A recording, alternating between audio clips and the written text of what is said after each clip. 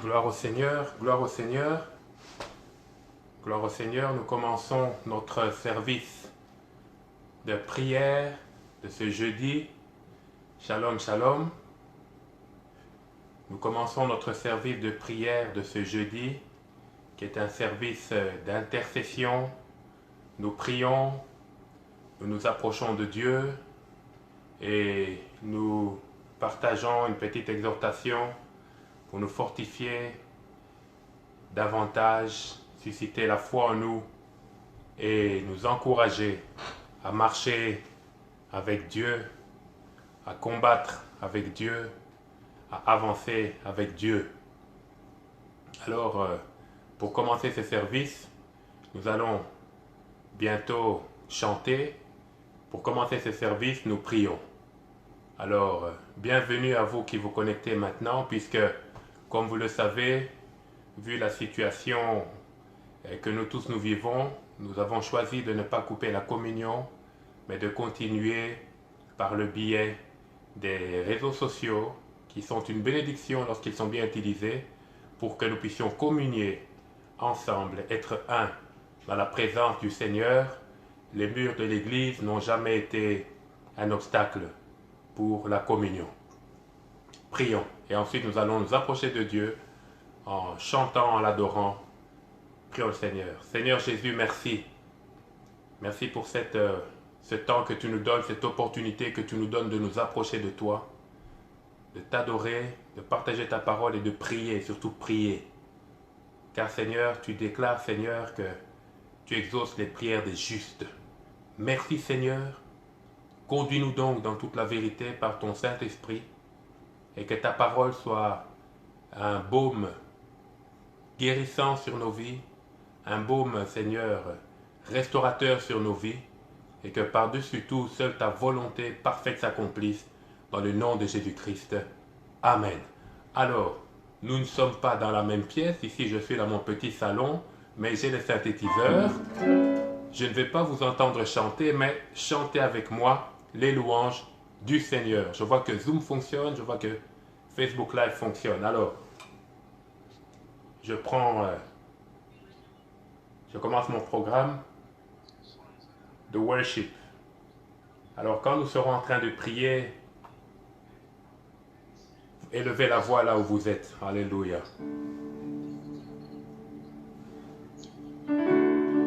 Chantons le cœur, entre tes mains j'abandonne. Mais avant tout, élevons le nom de Jésus. Alléluia. Ça glisse. Excusez-moi, voilà. Avant tout, élevons le nom de Jésus-Christ ensemble. Alléluia. Sois élevé, Seigneur. Sois élevé, Roi de gloire. Sois élevé, toi le Saint des Saints. Sois élevé, toi Père éternel. Ce soir, nous nous approchons de toi, Seigneur, pour t'exalter, te bénir. Reconnaître que toi seul est Dieu. Dans les cieux, sur la terre, sous la terre, tu es le seul Seigneur. Alléluia, Jésus, sois béni, Seigneur. Chantons ce cœur, si vous connaissez. Entre tes mains, j'abandonne. Alléluia. Oh, merci Seigneur. Voilà. Entre tes mains, j'abandonne tout ce que j'appelle mien. Oh, ne permets à personne, Seigneur, d'en reprendre mien.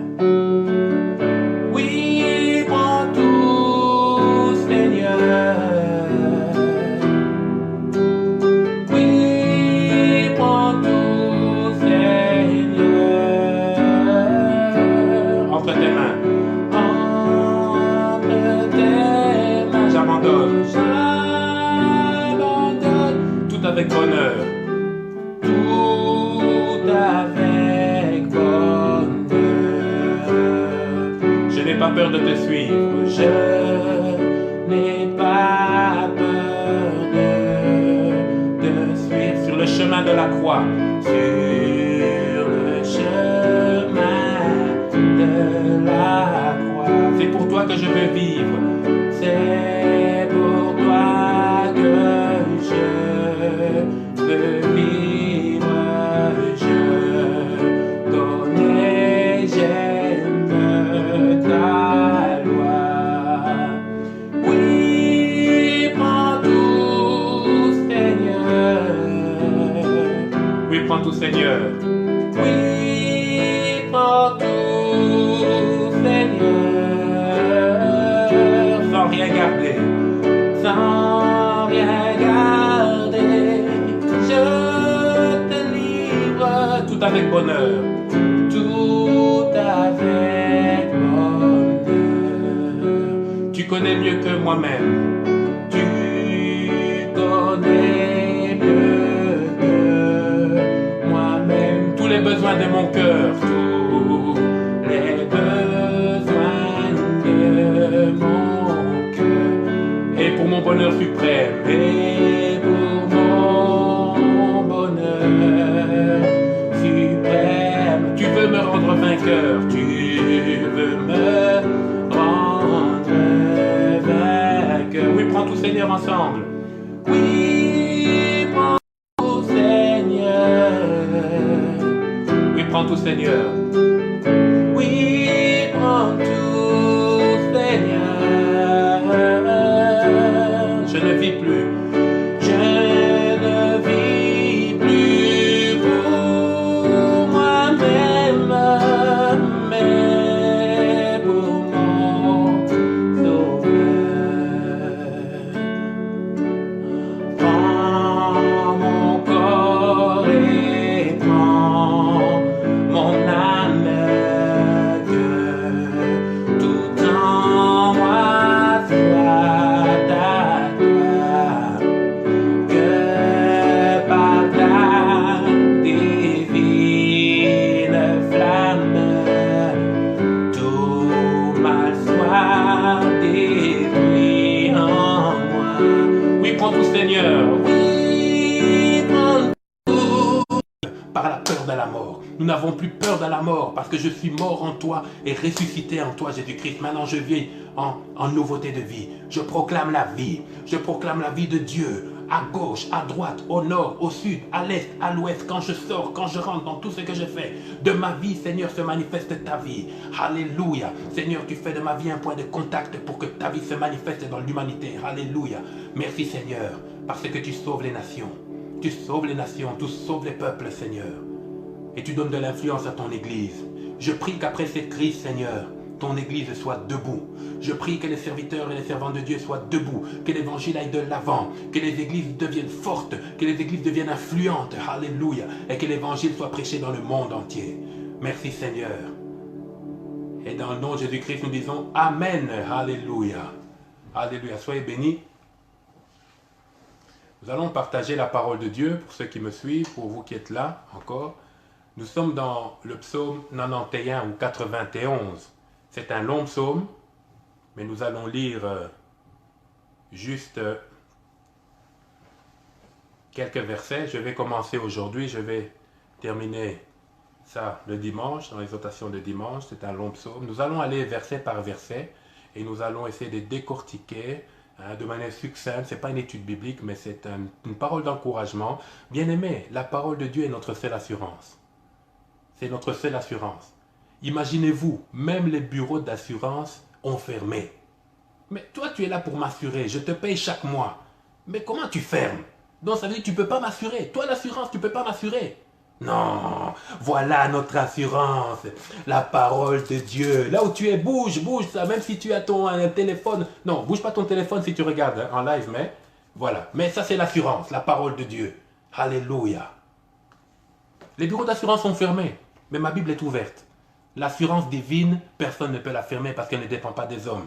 Alors, lisons le psaume 91, nous allons aller verset par verset. On va s'arrêter là, on va continuer le dimanche. Alors, je lis. C'est David qui a écrit ça. Vous savez, David avait une expérience avec Dieu. Dieu n'est pas là pour entendre nos belles paroles poétiques, mais il est là pour entendre les paroles qui sortent de notre cœur. Hein? Quand tu as faim, tu dis Seigneur, j'ai faim. Quand tu as froid, tu dis Seigneur, j'ai froid. Et pas Seigneur, par l'excellence de ta grandeur, je sais que les poissons et les trucs. Non, dis j'ai faim. Papa, j'ai faim. I am hungry. Nazananzala. Mukate. C'est ça qu'il faut dire. Seigneur, j'ai faim. Arrête de faire des prières là qui ne bougent rien. Rien. Dieu Tout-Puissant, par l'excellence de ta grande... Arrête, papa, j'ai faim. Tu dis dans ta parole que tu me nourriras. Alors David avait une expérience, c'est comme ça que David marchait avec Dieu. Il n'était pas dans le tralala, il était dans une vraie relation. Il écrit ceci. Là, il parle de son expérience, attention. Hein. Il dit, verset 1, Psaume 91, 91, verset 1. Celui qui habite ou qui demeure sous l'abri du Très-Haut repose à l'ombre du Tout-Puissant. Bien aimé, rien que ces versets-là, je peux prêcher ça durant, en tout cas, 3 ou 4 séances. David dit celui. Donc, quiconque. Il n'y a pas le nom de quelqu'un. Qui que tu sois. Si toi qui m'écoutes, tu fais le choix d'habiter, de demeurer, de résider. Habiter. Donc là, c'est le verbe demeurer. Demeurer, c'est rester de manière permanente. C'est se domicilier, c'est ton adresse. Celui qui fait le choix de domicilier dans la présence de Dieu, de rester de manière permanente, c'est-à-dire il cherche la présence de Dieu, il a soif de la présence de Dieu, il se cache dans la parole, il se cache dans la présence de Dieu. Celui-là, ça c'est déjà une manière de se qualifier. Il faut être celui ou celle qui choisit d'habiter. D'habiter où maintenant? Sous. Under en anglais, nassé en lingala. En dessous, pas au-dessus, en dessous. Donc c'est-à-dire celui qui choisit de demeurer, de se mettre sous quoi? Sous l'autorité de Dieu. Sous la grandeur de Dieu, sous la protection de Dieu. Tu as le choix. Ou tu te mets là, et Dieu parle, mais toi tu fais tout ce que tu veux. Ou l'autorité, la grandeur de Dieu est là, et tu te mets en dessous. Celui qui choisit de demeurer sous. Sous quoi? L'abri. L'abri. Sous la cabane. Là où Dieu peut te protéger. Celui qui choisit de demeurer, d'être en permanence sous l'autorité de Dieu, afin que Dieu le protège, afin que Dieu le garde, afin que Dieu le guérisse, afin que Dieu lui donne la provision. Parce que bien aimé, il y a plusieurs exemples bibliques, et même dans la vie réelle, où en pleine famine, Dieu a nourri. Dieu n'a-t-il pas nourri son prophète durant la famine? Alléluia. Il peut te nourrir. On est en train de... Les économistes, bon, ils font leur métier, hein, on ne leur jette pas la pierre, mais ils sont en train de prévoir une crise économique sans précédent. Et les gouvernements sont en train de sortir des milliards de dollars. Hein? Les États-Unis est en train de pouvoir, écoutez-moi bien, 2000 milliards de dollars.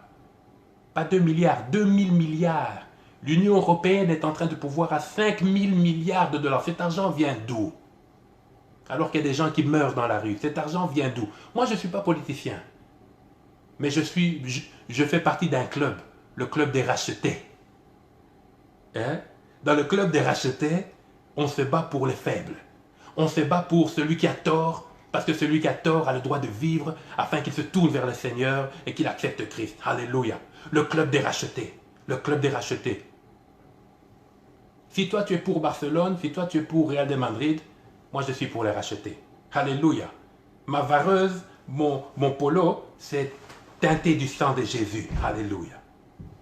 Donc, si tu choisis de demeurer en dessous de l'autorité de Dieu, protégé par lui, le très haut, c'est-à-dire le très haut, on emploie le terme le très haut, c'est-à-dire il est au-dessus des hauteurs, il est dans l'inaccessible. Donc même la mort ne peut pas l'atteindre.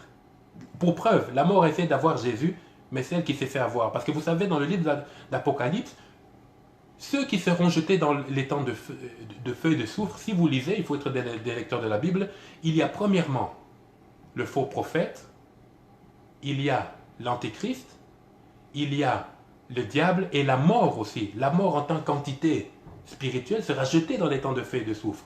C'est pour ça que après ces temps-là, il n'y aura plus de mort. On ne mourra plus. La mort elle-même sera jetée dans les temps de feu et de sang. Donc la mort est une entité qui n'est pas éternelle et qui est sous le pouvoir de Dieu. N'oublie jamais ça. La mort est sous le pouvoir de Dieu. Mets-toi sous le pouvoir de Dieu et la mort sera sous tes pieds. La mort ne pourra pas t'atteindre.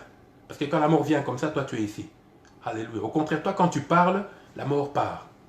Donc, il faut demeurer en permanence sous l'autorité du Très-Haut. Je vous dirai comment il faut faire après pour que ça devienne effectif, une réalité dans la vie. Ça, c'est la première chose. Alors, maintenant, dans ce verset, il y a deux choses. On dit, si telle personne fait ça, la conséquence, c'est ça. Alors, celui qui habite sous l'abri du Très-Haut, maintenant, la conséquence, c'est quoi? C'est qu'il repose. Il repose. Comme un marathonien qui a couru et puis qui se repose. Comme quelqu'un qui vient du travail, qui rentre chez lui à la maison et qui se repose. Comme quelqu'un qui vient d'un combat et puis qui se repose. Celui qui choisit de demeurer dans la présence du Très-Haut, sous l'abri du Très-Haut, the highest God. Ma bouteille doit tomber. C'est vrai. Ma bouteille doit tomber, c'est rien. Si tu choisis ça, donc c'est une option, la conséquence est que tu vas reposer. À l'ombre. Imaginez-vous, il fait très chaud, mais toi tu reposes à l'ombre. À l'ombre de qui? Du Tout-Puissant.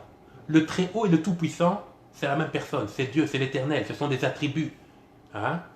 El Shaddai, c'est un attribut. Le Tout-Puissant, c'est un attribut. Le Bon Berger, ce sont des attributs. En français, un attribut, c'est une qualité qui est égale au sujet. Donc, c'est-à-dire, le qualificatif fait partie de la nature du sujet. En français, dans la grammaire française. Donc le Tout-Puissant, c'est un attribut de Dieu. Il est Tout-Puissant. Le Très-Haut, c'est un attribut de Dieu. Il est Très-Haut. Le Bon Berger, c'est un attribut de Dieu. C'est le Bon Berger. Alléluia. Ainsi, quand tu dis le Bon Berger et que tu dis le Très-Haut, c'est la même chose. Que veut dire reposer à l'ombre du Tout-Puissant? D'abord, l'ombre, c'est quoi l'ombre du Tout-Puissant? La Bible s'explique par elle-même. Qu'est-ce que l'ange Gabriel a dit à Marie lorsqu'il lui a dit, hein, tu enfanteras un fils? Il lui a parlé de l'ombre, il lui a dit l'ombre du Très-Haut viendra sur toi. Or, l'ombre du Très-Haut typifie le Saint-Esprit.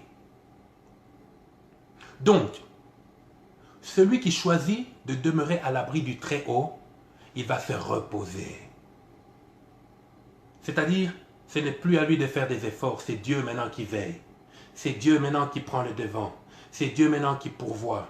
C'est Dieu maintenant qui protège. C'est Dieu maintenant qui guérit. C'est Dieu maintenant qui attaque. C'est Dieu maintenant qui contre-attaque. C'est Dieu qui se lève. C'est Dieu qui élève. C'est Dieu qui restaure. C'est Dieu qui établit. C'est Dieu qui fortifie. C'est Dieu qui fait la percée. C'est Dieu qui donne la stratégie. C'est Dieu, c'est Dieu, c'est Dieu, c'est Dieu, c'est Dieu, c'est Dieu, c'est Dieu, c'est Dieu, c'est Dieu, c'est Dieu, c'est Dieu, c'est Dieu, c'est Dieu. Je pourrais dire c'est Dieu là même 10 000 fois, sans m'arrêter. Mais peut-être en me fatiguant, oui, parce que je suis humain. Mais c'est Dieu. Donc, quand tu te caches dans la parole de Dieu, dans la vérité, dans la présence de Dieu, tu recherches Dieu, comme tu es en train de le faire ce soir, c'est automatique. Tu entres dans un repos. Or, la parole de Dieu déclare que Christ est notre repos. Donc, tu entres dans la plénitude de l'accomplissement de l'œuvre de la croix. Or, qu'est-ce que Christ a fait à la croix? Il a donné le salut. Et le mot salut vient d'un mot hébreu qui veut dire shalom. Dans shalom, c'est un paquet. C'est un paquet. C'est un paquet dans lequel il y a la guérison, la restauration, la vie éternelle, la paix, la force, la joie, la bonté. Tout ce que vous pouvez mettre de bon. En tout cas, il y a l'accomplissement des promesses de Dieu. C'est ça le shalom de Dieu. Et Jésus, quand il est ressuscité, il disait que la paix soit avec vous, qui est traduite en français. Ça, c'est la traduction française, mais en réalité, il disait aux apôtres shalom. Vous savez, Jésus n'a jamais dit aux apôtres shalom avant la résurrection. Jamais. Mais après la résurrection, lorsque durant les 40 jours, il se manifestait aux apôtres et aux disciples, À chaque fois, il disait que la paix soit avec vous, c'est-à-dire shalom. C'est-à-dire maintenant, je suis venu avec ça. Bien-aimé, tu ne dois même pas te battre pour entrer en possession de ça. Tu dois seulement te mettre sous l'abri du Très-Haut. Quand tu sors pour aller faire des courses, mets-toi sous l'abri du Très-Haut. Tu te laves les mains. Si tu dois mettre un masque, tu mets le masque. Tu gardes la distance, mais par-dessus tout, tu es sous l'abri du Très-Haut. Si on t'a dit que tu as le virus, ça ne change rien. Ça ne change rien à la nature de Dieu. Tant que la nature de Dieu n'est pas affectée, tu n'es pas affecté. Tu peux être infecté sans être affecté. J'aimerais que tu répètes ça avec moi. Je peux être infecté, mais tu ne seras pas infecté. Ça, c'est un exemple. Je peux être infecté sans être affecté. C'est pour ça qu'il faut courir et se mettre à l'abri du Très-Haut afin de reposer sous l'ombre du Tout-Puissant. L'ombre du Tout-Puissant, c'est le Saint-Esprit. Le Saint-Esprit, c'est Dieu en action. L'Église est née par le Saint-Esprit. Jésus-Christ est né par le Saint-Esprit. Les miracles se font par le Saint-Esprit. Paul et Barnabas ont été mis à part pour la mission par le Saint-Esprit. Bien aimé, quand le Saint-Esprit entre en œuvre, en action, ça devient dangereux. Ananias et Saphira sont morts parce qu'ils ont menti au Saint-Esprit. Alors maintenant, je te dis, virus, viens là. Viens. Voilà, tu es bloqué parce que là, il y a le Saint-Esprit. Le Saint-Esprit. On ne le voit pas, mais il est là. On ne le sent pas, mais il agit. Le Saint-Esprit, alléluia. Et lorsque l'Église sera enlevée, ce sera encore par la puissance du Saint-Esprit. Le Saint-Esprit n'est pas une puissance, c'est Dieu en personne. Alléluia. Donc, oh, je n'ai dit qu'un verset. Oh, alléluia, c'est pas possible. Bon, on va bientôt terminer. J'ai quand même dit beaucoup. Juste le premier verset. Alors, on va faire un exercice. C'est simple, hein? Il y a 4 choses à retenir. Habiter chez le Très-Haut est égal à se reposer à l'ombre du Tout-Puissant. Habiter chez le Très-Haut est égal à se reposer à l'ombre du Tout-Puissant. Alléluia. Il y a un cantique qui me vient, peut-être que vous ne connaissez pas ça, je vais terminer par là. Je ne connais pas très bien les paroles, mais...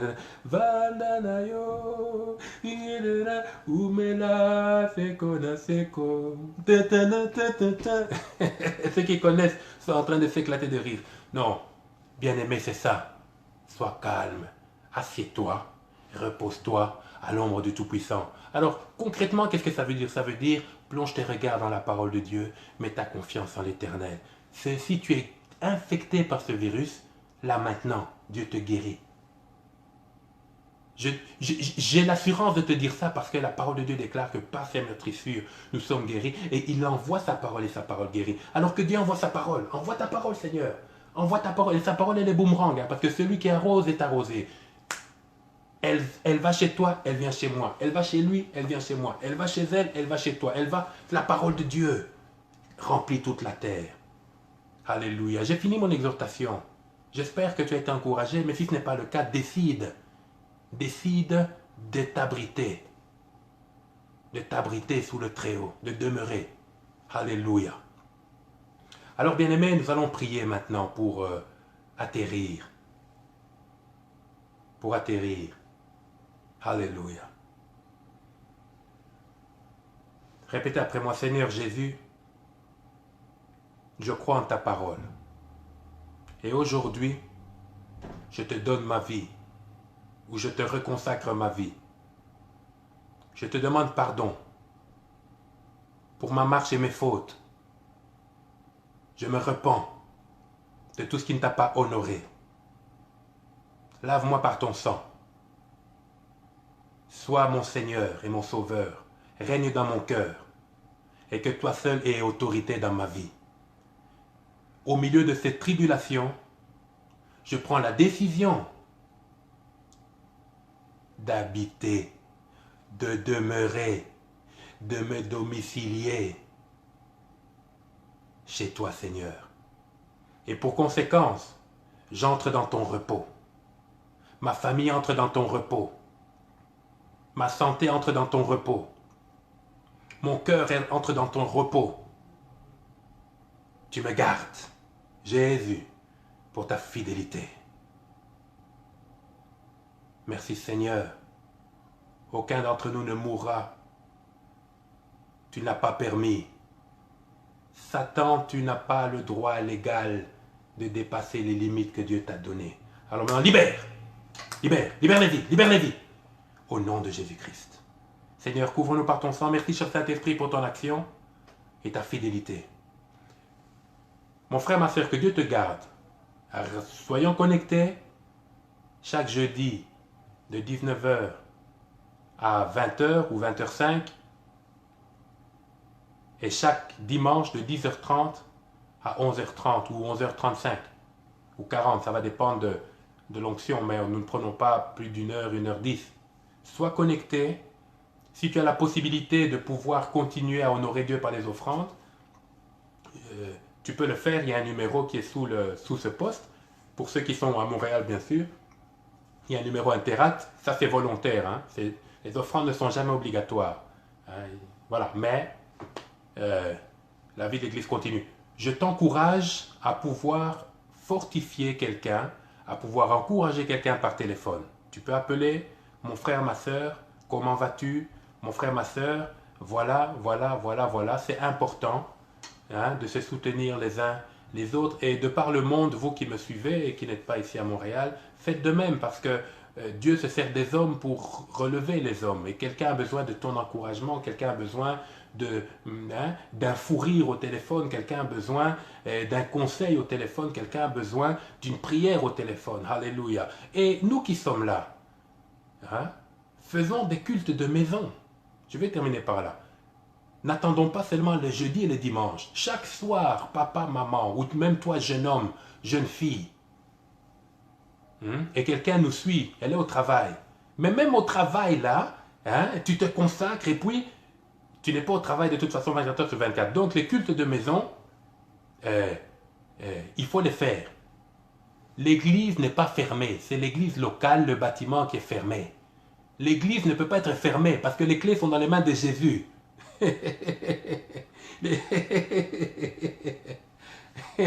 Les clés sont dans... Attendez, je prends mes clés. On a bientôt fini. Ne partez pas, je prends mes clés. Les clés de l'église sont où? C'est dans les mains de Jésus. Il a dit à Pierre, je te donnerai les clés. Comment est-ce que Pierre a utilisé les clés? C'est par Pierre que les Juifs ont eu accès à la chrétienté, les païens, pardon, et les Juifs aussi. C'est ça les clés. Les clés, c'est la parole. Les clés, c'est la parole. Et les clés de ta vie, c'est chez Jésus. Au-dessus, là-bas. Même l'avion ne peut pas aller. Même l'avion ne peut pas aller. Même la fusée. Oh, Apollo, vas-y Apollo. Non, les clés sont là-bas. Ça, c'est mes clés. Ce n'est pas les clés de Jésus. Mais les clés de ta vie, c'est là-bas. Ça, c'est les clés de ma porte. Les clés de ma vie, c'est au ciel. Alléluia. Soyez bénis dans le précieux et glorieux et puissant nom de Jésus-Christ. Et que l'amour du Père soit votre partage, notre partage. Et à nous revoir très très bientôt dans la grâce. Amen. Soyez bénis.